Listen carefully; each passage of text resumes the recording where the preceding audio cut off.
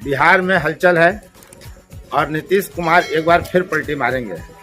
पूरे प्रकरण में अगर आप देखें तो रोहिणी आचार्य, जिन्होंने अपने पिता लालू प्रसाद यादव को किडनी दी थी और उसके बाद उनकी चर्चा पूरे देश में हुई कि बेटी हो तो ऐसी, लेकिन इसी बेटी ने क्या बिहार की सत्ता में क्रांतिकारी बदलाव ला दिया? क्या रोहिणी आचार्य ही वह कारक हैं जिस कारण सत्ता बदल गए? बीते दिनों में अगर देखें तो ये कहा जा रहा है कि रोहिणी आचार्य ने जिस तरह से 3 लगातार ट्वीट किए, खासकर जब कर्पूरी जयंती के एक कार्यक्रम में नीतीश कुमार और तेजस्वी यादव बैठे हुए हैं और वहां नीतीश कुमार परिवारवाद को लेकर सवाल खड़े करते हैं। भाजपा की नरेंद्र मोदी सरकार कर्पूरी ठाकुर को भारत रत्न की उपाधि से नवाजती है और उसके बाद नीतीश कुमार और लालू यादव दोनों जो कर्पूरी ठाकुर के चेले हैं वे श्रेय लेने के लिए आगे आते हैं।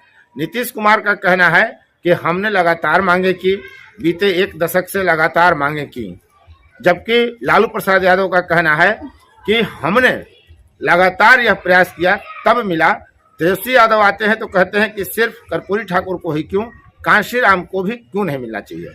नीतीश कुमार एक मंच पर कहते हैं कि कर्पूरी ठाकुर परिवारवाद के विरुद्ध थे, उन्होंने कभी अपने संतान को आगे नहीं बढ़ाया, परिवार को आगे नहीं बढ़ाया, परिवारवाद के वो विरोधी थे।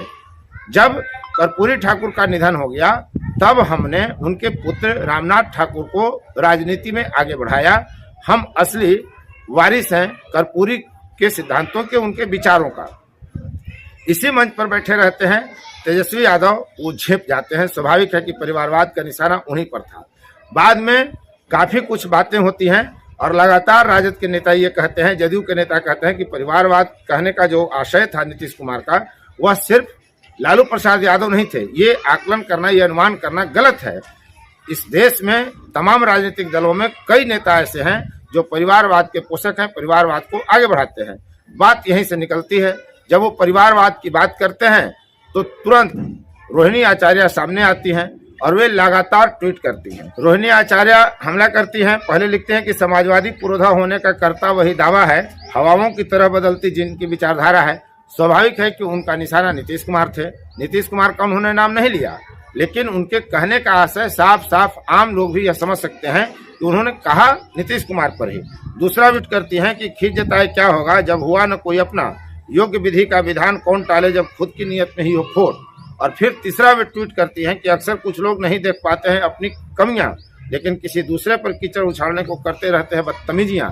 यानी यहाँ जो बदतमीज शब्द है वो सीधे सीधे नीतीश कुमार पर है। हालांकि बाद में किसी त्यागी सामने आते हैं और वो कहते हैं कि बड़ों की बात में बच्चों को शामिल नहीं होना चाहिए।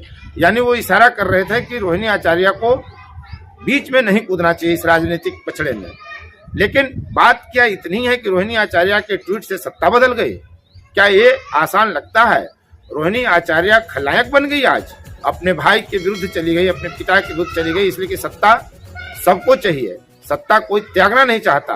अब खबरें जो आ रही हैं उसमें क्या आ रही हैं? ये 28 तारीख को नीतीश कुमार 9वीं बार शपथ लेंगे। भाजपा के साथ पार्टनर बदल जाएगा, बाराती बदल जाएगा, दुल्हा वही रहेगा, नीतीश कुमार ही दुल्हा बने रहेंगे। तो ये तो साफ है कि सत्ता कोई छोड़ना नहीं चाहता, चाहे वो लालू एंड फैमिली हो, चाहे नीतीश एंड टीम हो, चाहे मोदी एंड टीम हो, या राहुल गांधी परिवार हो।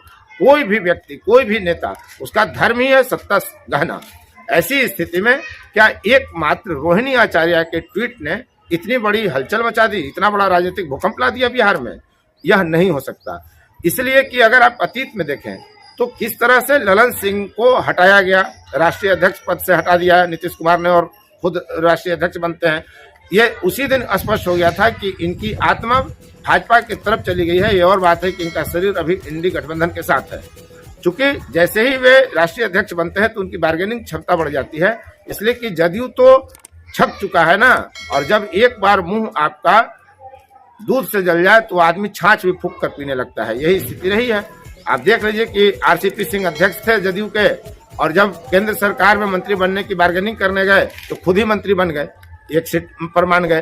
तो इस कारण भी नीतीश कुमार सतर्क रहे होंगे, इसीलिए वे अध्यक्ष बने। और उसी दिन ये लगभग स्पष्ट तस्वीर आ गई थी सामने कि अब नीतीश का इंडी गठबंधन छोड़कर एनडीए की तरफ जाना तय है। इसके अलावा भी कई कारण थे।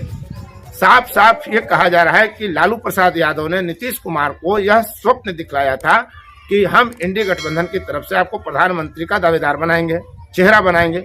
हुआ कुछ नहीं, इनकी किसी ने सुना नहीं। इंडी INDIA जब नाम रखा गया तब भी नीतीश कुमार ने नाराजगी जाहिर की। नीतीश कुमार को संयोजक बनाने के लिए इंडी गठबंधन की बैठक हुई।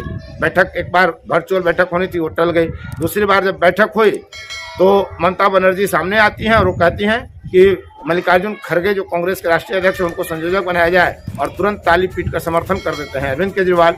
तब भी नीतीश नाराज होते हैं। फिर बाद में कहा जाने लगा कि नीतीश ने संयोजक का काम कर ही दिया है तो संयोजक क्यों बनेंगे, इनका कद छोटा करने की साजिश की जा रही है, उनको तो प्रधानमंत्री बनना है। अब प्रधानमंत्री चेहरा तो इनको बना नहीं सकता है इंडी गठबंधन, ये संभव नहीं है जब तक राहुल गांधी और प्रियंका गांधी हैं, यानी गांधी नेहरू खानदान जब तक राजनीति में सक्रिय रहेगा, कांग्रेस की मजबूरी है कि किसी दूसरे चेहरे को प्रधानमंत्री का दावेदार चेहरा वो घोषित नहीं कर सकता। ऐसी स्थिति में नीतीश की नाराजगी बढ़ती चली गई।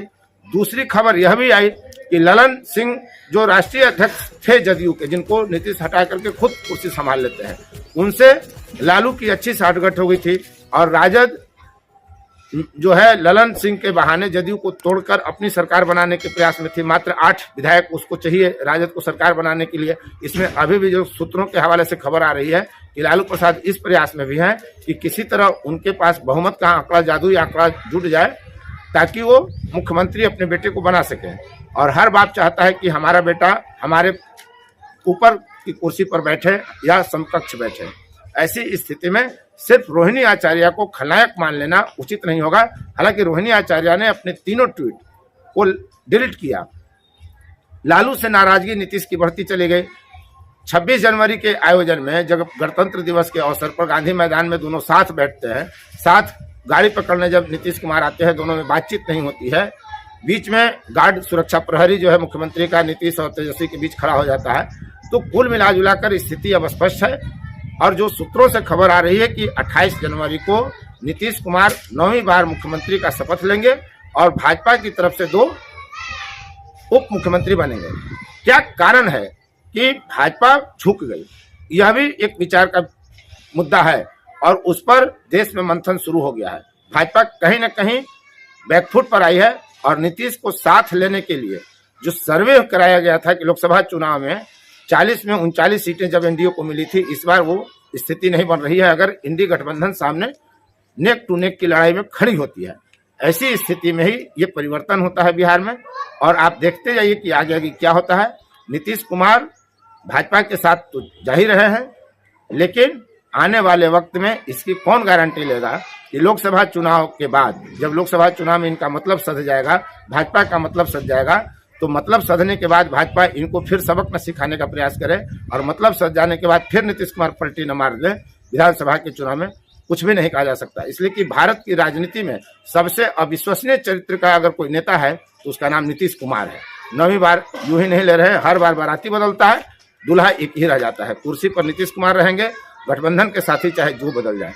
आने वाले वक्त में बहुत कुछ होने वाला है बिहार की राजनीति में और देखते जाइए। आप देख रहे थे उपेंद्र कश्यप। यदि अब तक आपने चैनल को सब्सक्राइब नहीं किया है तो चैनल को सब्सक्राइब कर लें, शेयर लाइक कमेंट जरूर करें। धन्यवाद।